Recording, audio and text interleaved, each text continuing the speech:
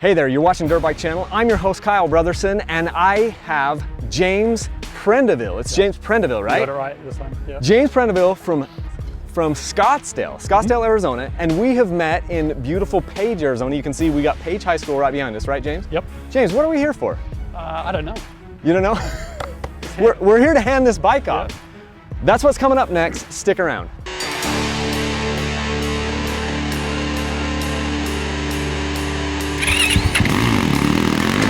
Drive all this way on faith that I was going to be here. Did you think for a second I wouldn't be here? No. I figured if you said you'd be here, you'd be here. Yeah.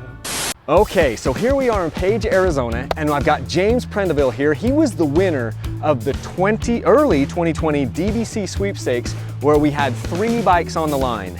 You were the grand prize winner, James, and you chose this 2019 KTM 300 XCW. Tell us a little bit about yourself and a little bit of your dirt bike background. I live in Scottsdale, Arizona. I've lived there for about 5 years. Before that, I'm from New Zealand. I've lived there my whole life up until this point.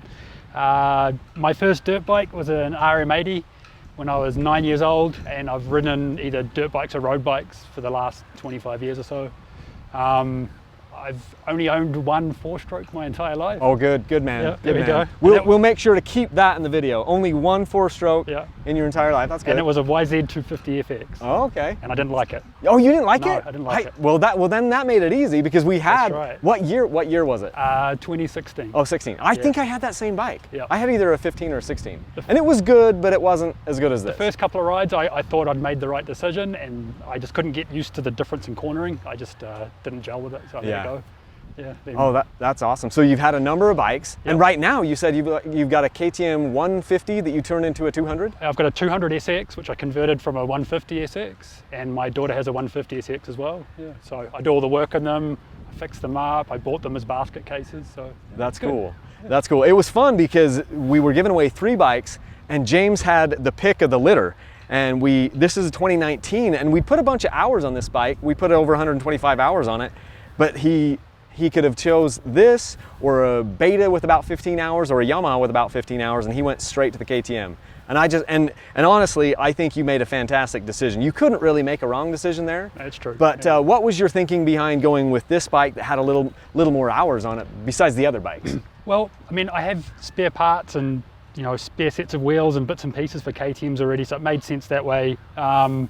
I'd seen a little bit of your Beta videos, and it sounded like maybe the range wasn't there and that sort of thing. So I wasn't too keen on the Beta, and the YZ was out. Well, Well, then they made it a lot better. I was super surprised about how big of a jump they had from like the 16s to that 2020, but I don't blame you either.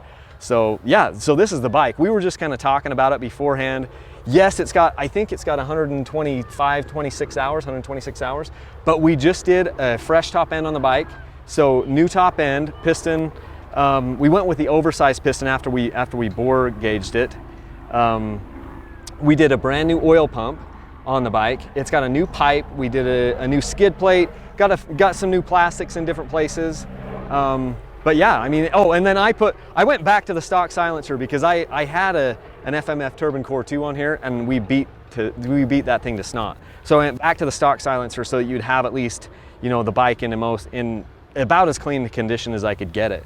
So this bike, honestly, this is one of the harder ones for me to give away because I put so much blood, sweat, and tears into this thing, and it took me so many places that it's a little harder for me to give away than some of the other ones, I can see that. Yeah, this bike has been, in truth, we tried to kill it. We were saying, can we kill the TPI bike? And we couldn't.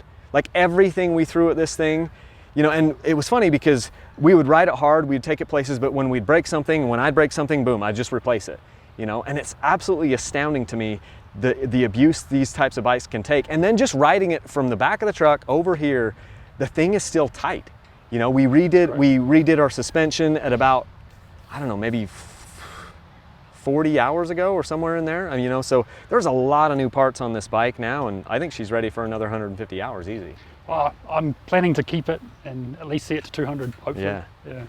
Well, that's fantastic. So you're from, how long did it take you to drive up here? About 4 hours, but the 4 time hours. zone kind of Yeah. tricked me, so I'm not sure now. Yeah. Well, it took us 6 to drive here, so, but we're turning this into a little vacation. We're going to do some boating over at Lake Powell.